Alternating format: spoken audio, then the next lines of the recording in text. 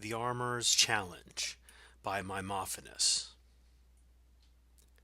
300 years ago, when Kataraya became empress, the first and only Dunmer to rule all of Tamriel, she faced opposition from the Imperial Council.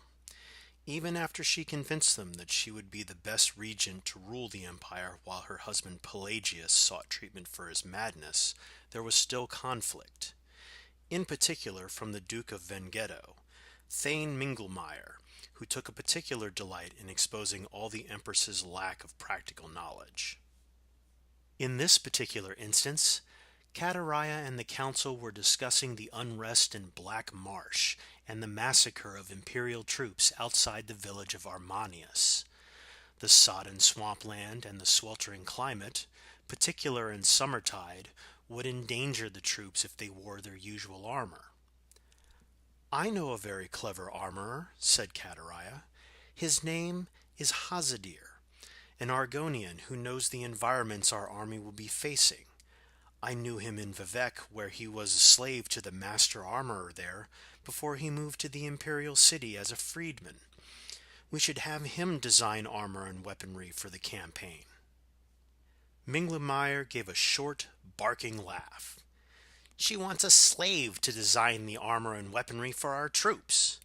Cerolus Sacus is the finest armorer in the imperial city. Everyone knows that." After much debate, it was finally decided to have both armorers contend for the commission.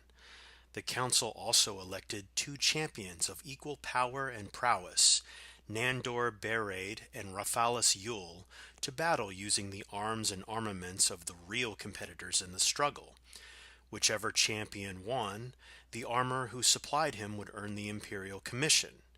It was decided that Bereid would be outfitted by Hazadir and Yule by Sacus. The fight was scheduled to commence in 7 days. Cerolus Sacus began work immediately. He would have preferred more time, but he recognized the nature of the test. The situation in Armanius was urgent. The Empire had to select their armorer quickly, and once selected, the preferred armorer had to act swiftly and produce the finest armor and weaponry for the Imperial army in Black Marsh. It wasn't just the best armor they were looking for, it was the most efficient. Sacus had only begun steaming the half-inch strips of black virgin oak to bend into bands for the flanges of the armor joints when there was a knock at his door. His assistant Phandius ushered in the visitor. It was a tall reptilian of common markings, a dull green-fringed hood, bright black eyes, and a dull brown cloak. It was Hazadir, Kataraya's preferred armorer. "I wanted to wish you the best of luck on the...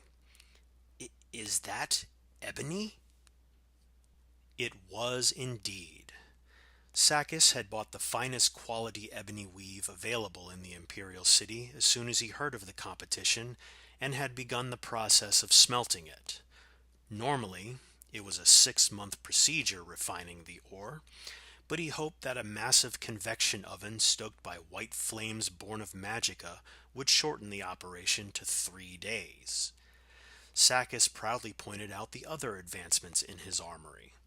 The acidic lime pools to sharpen the blade of the dai katana to an unimaginable degree of sharpness. The akaviri forge and tongs he would use to fold the ebony back and forth upon itself. Hazadir laughed. "Have you been to my armory? It's 2 tiny smoke-filled rooms. The front is a shop. The back is filled with broken armor, some hammers, and a forge. That's it. That's your competition for the millions of gold pieces in Imperial Commission."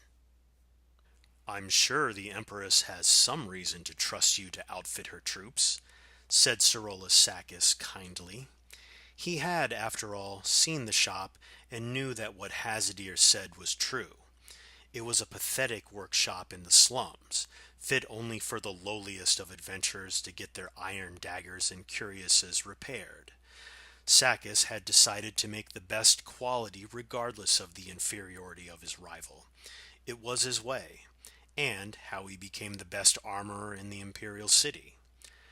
Out of kindness, and more than a bit of pride, Sakis showed Hazadir how, by contrast, things should be done in a real professional armory.